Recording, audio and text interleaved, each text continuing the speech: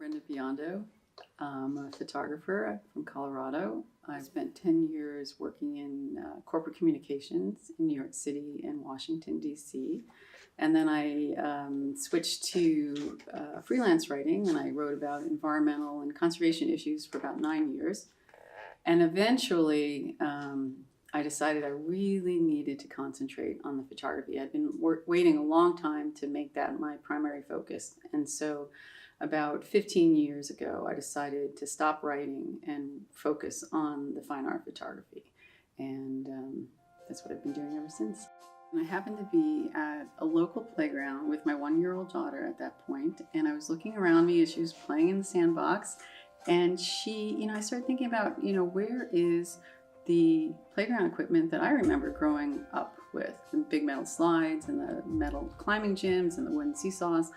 And that got me thinking about that Americana that was kind of missing from the landscape at that point. And I started looking around and noticing that it was disappearing very quickly. And so I thought, well, that might make an interesting project.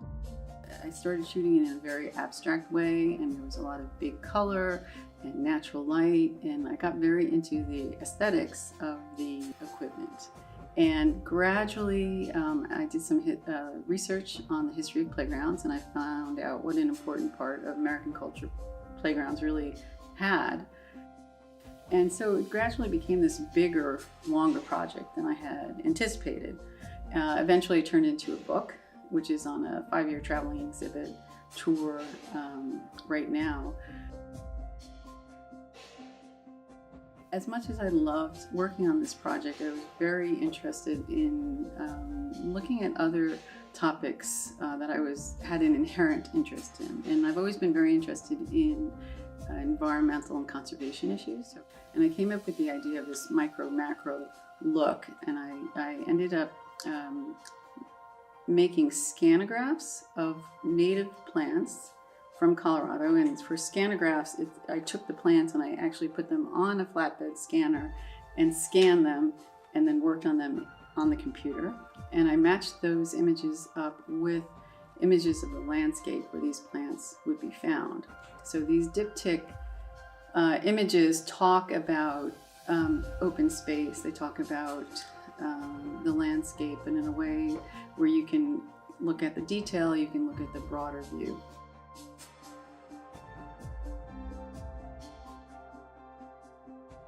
I was printing one of my landscape photos that had a lot of blue sky in it. And I got so frustrated at one point, I took the print back outside to my deck where I have a beautiful view of the foothills and the mountains and the big sky. And I held the print up to this blue sky, and I said to myself, why does this print not look like the sky like I think it should look? What is going on here? And as soon as I did that, I realized, I started thinking about how does a photograph change how we perceive a subject? Like if this is a sky, everybody sees the sky every day.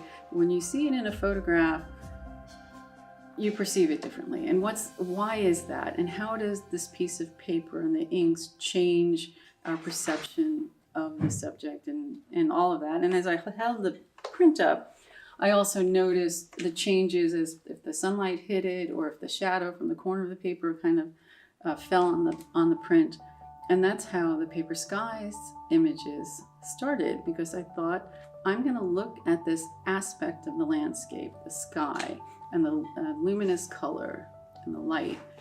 And I'm going to look at it in a different way. I'm going to look at the photograph as an object and how we present a subject.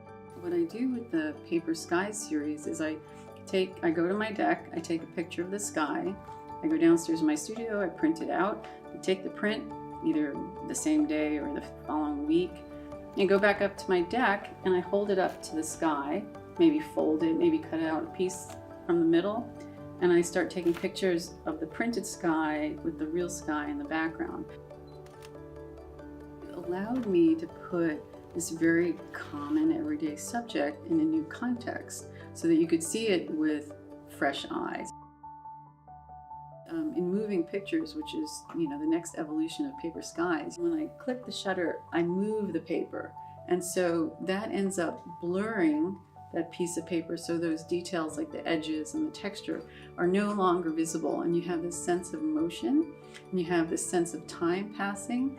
And what I really love in some of the images is because the camera is capturing that print as it moves through space, you have color mixing in the air that it's capturing. You see the sky go from purple to red, or from red to purple to blue. You can see how those colors literally mix, and the real and the reproduced become this hybrid.